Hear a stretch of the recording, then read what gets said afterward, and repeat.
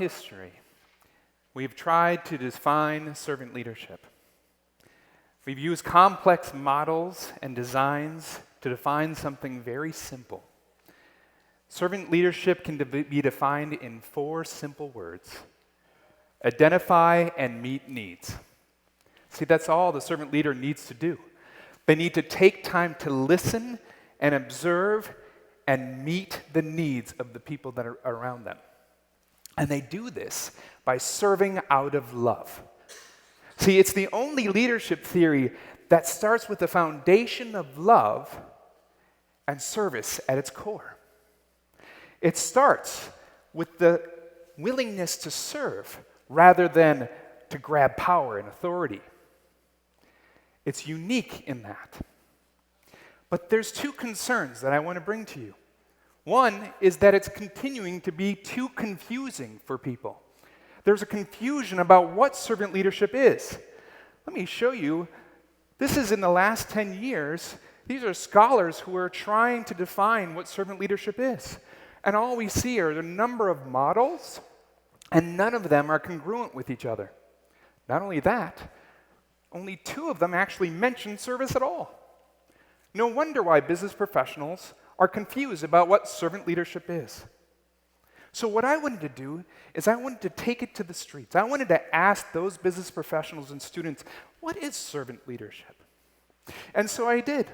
And what I found out is both business leaders and business students think very similarly when it comes to understanding the characteristics of servant leadership. They understand that it deals with empowering and conceptual skills and behaving ethically and putting subordinates first. But an interesting thing happened when I asked the question, do they model servant leadership? This is where we saw a sharp decline. And when I asked, do you consider this person a servant leader? Again, a decline. So what this means is they understand the characteristics of servant leadership.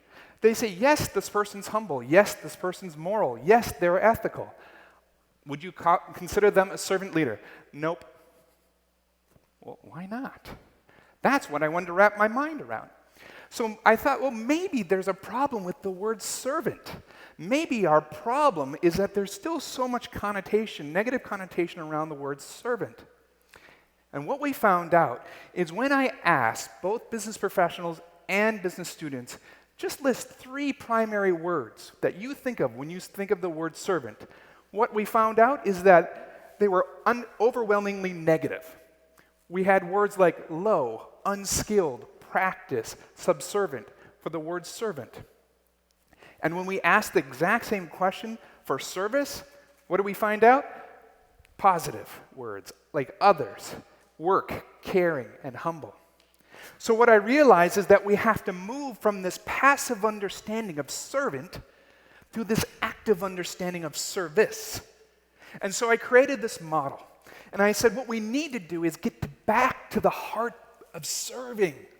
Get back to the heartbeat of service.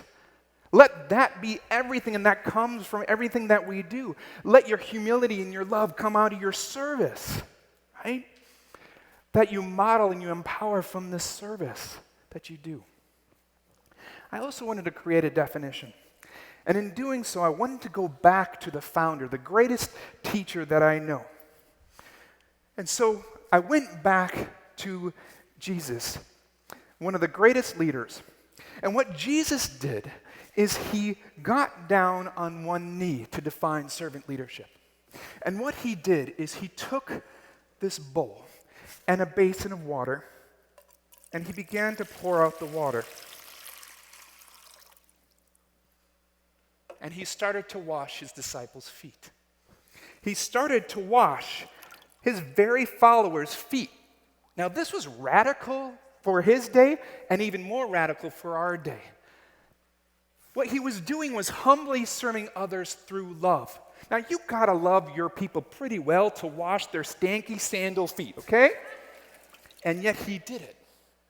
And by doing so, he sacrificed oneself so that his followers could be developed and empowered. That is what servant leadership is all about. That's the heartbeat of servant leadership. Now, you may think, that sounds very nice. That's a very lovely story, Trevor, that you just told. But it's not practical. There can't be businesses that are actually doing this. Not only are there, but the ones that have done it have seen increased profits, increased customer service, and increased employment retention. A great example is Festival Foods up in Wisconsin.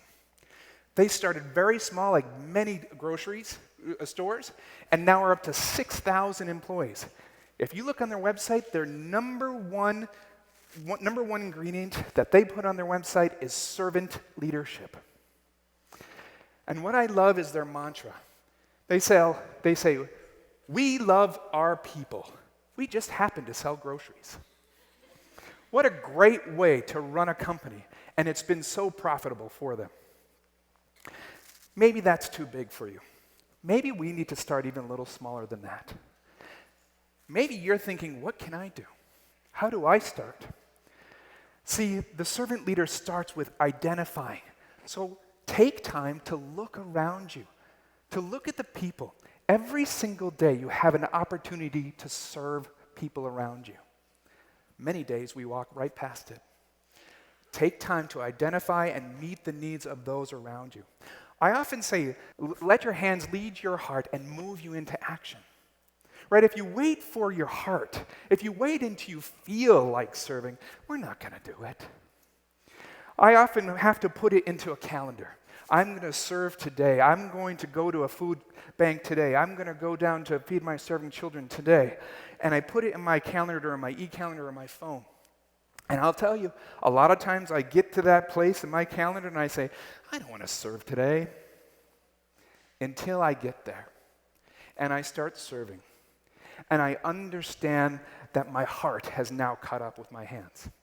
And it's a powerful part where now I start to become a servant leader. So maybe for you, you're sitting wondering, this sounds wonderful. What do I do? Start by rediscovering this great leadership theory. You may be sitting there thinking, but I'm not a leader. Every single one of you is a leader to somebody. There's somebody who looks up to you right now. There's somebody, a brother, a sister, a cousin, even your very age, there's somebody younger that's looking up to you. The question isn't, are you a leader? The question is, what kind of leader are you going to be? Rediscover servant leadership and start serving today.